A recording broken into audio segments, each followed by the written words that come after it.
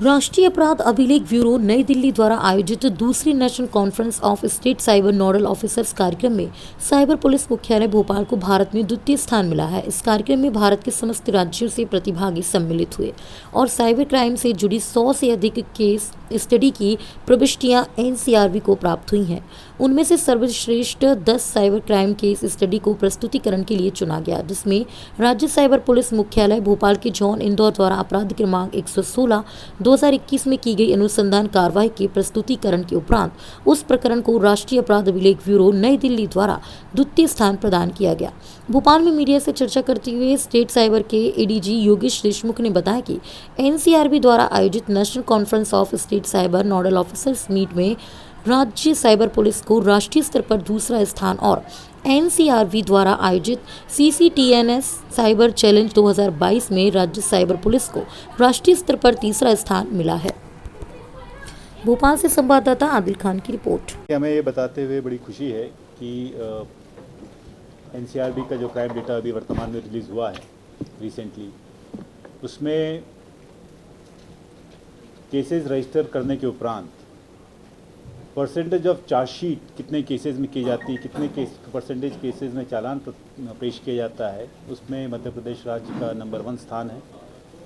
हमारे पुलिस अधिकारी जवान जो इन्वेस्टिगेशन में इन्वॉल्व होते हैं, उनकी ये काबिलियत है कि जितने भी केसेस रजिस्टर हुए हैं 91% में केसेस में चालान प्रस्तुत कर दिया गया है। ये लगातार हमारी जो कोशिश है कि हमारा पुलिस फोर्स की कैपेसिटी बिल्डिंग होती रहे, उनकी ट्रेनिंग होती रहे, उनको लगातार नॉलेज बेस उनका बढ़ाया जाए और हमारे मध्य प्रदेश पुलिस के अधिकारियों की ये कमिटमेंट है कि जनता को राहत देने के लिए जल्दी से जल्दी राहत देने के लिए लगातार कार्य करते रहें, उसी का ये नतीजा है। और हमें गर्व है हमारे पुलिस फोर्स पे कि कितने भी केसेस रजिस्टर हो पाते हों उसमें से 91% केसेस में उन्होंने चालान प्रस्तुत किया है और न्यायोचित कार्रवाई के लिए उसे आगे बढ़ाया है। सर, कन्विक्शन रेट देखा जाए तो कन्विक्शन रेट जो हमारा पिछले साल का जो डेटा था उसमें अराउंड 85% है, जिसमें कंपाउंडेबल ऑफेंसेस हैं स्टेट का। हमारे 85% की केसेस के आसपास फाइनेंशियल फ्रॉड्स में कन्विक्शन है। सर, चैलेंजिंग के तौर पर अगर देखा जाए चालान पेश करने और कन्विक्शन कराने के लिए क्या फेस सबसे ज़्यादा रहता है?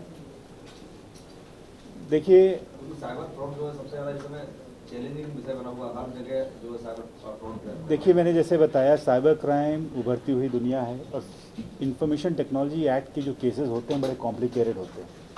पहली बात, उसमें विवेचना में बहुत ही ज़्यादा समय व्यतीत होता है और काफ़ी समय लगता है और काफ़ी कठिन होता है। काफ़ी सारी जगह से नेशनल इंटरनेशनल एजेंसी से अपने को जानकारियाँ एकत्रित करनी होती हैं। बहरहाल कोर्ट में जब केस जाता है तो फिर नेचुरली कोर्ट के जो हमारे वकील हैं, हमारे एटीपीज़ हैं, उनको भी इस पूरे मैटर को समझना, प्रोसेस करना, जजेस को अप्रिशिएट करना पूरे केस को, थोड़ा बहुत समय लगता है। लेकिन जैसे मैंने कहा बहुत जल्दी पिकअप हो रहा है हर स्टेज में और इसी का तहत जो हमारी पुलिस फोर्स की मेहनत है उसी के कारण लगातार बहुत अधिक संख्या में चालान हो पा रहे हैं।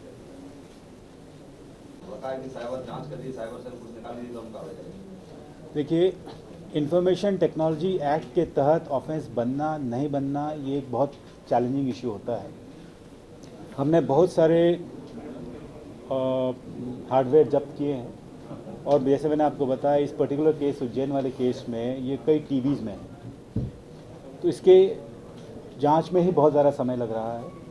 और वेदर इंफॉर्मेशन टेक्नोलॉजी एक्ट के तहत इसमें वायलेशंस हैं, एग्जैक्ट पिन पॉइंटेड एग्जैक्टली किसके द्वारा किया गया है, इसमें थोड़ा सा और समय लगेगा, लेकिन इसके अंजाम में हम जल्दी पहुंच जाएंगे। अभी तक सर साइबर सेल के द्वारा मुख्यालय के लिए कोई पत्राचार किया गया हो कि इनका इन्वॉल्वमेंट इतना निकला है या नहीं, अभी जब तक मैटर इन्वेस्टिगेशन में हम किसी भी एक तरफ कहने की स्थिति में नहीं रहेंगे।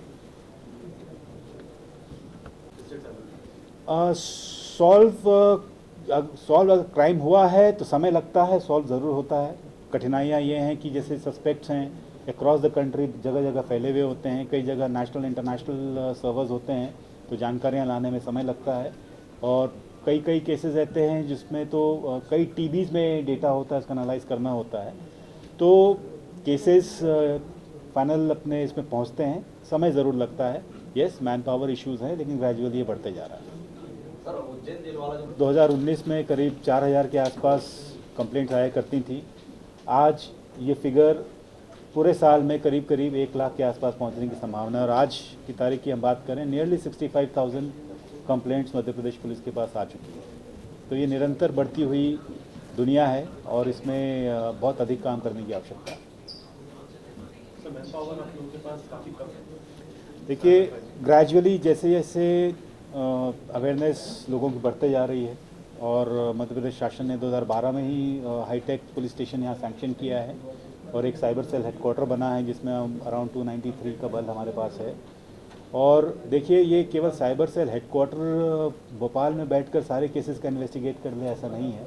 हमारे 1.25 लाख जवान पूरे थानों में जो मध्य प्रदेश के फैले में हैं, वो इन्वेस्टिगेशन के लिए कॉम्पिटेंट बन जाएं, इसके लिए हमारा प्रयास है। उन सबको हम लगातार ट्रेनिंग करवा रहे हैं, उन सब की अवेयरनेस बढ़ाते जा रहे हैं और आने वाले समय में डेफिनेटली इसमें और वृद्धि होती जाएगी संसाधनों में। सर, एक सवाल था सर।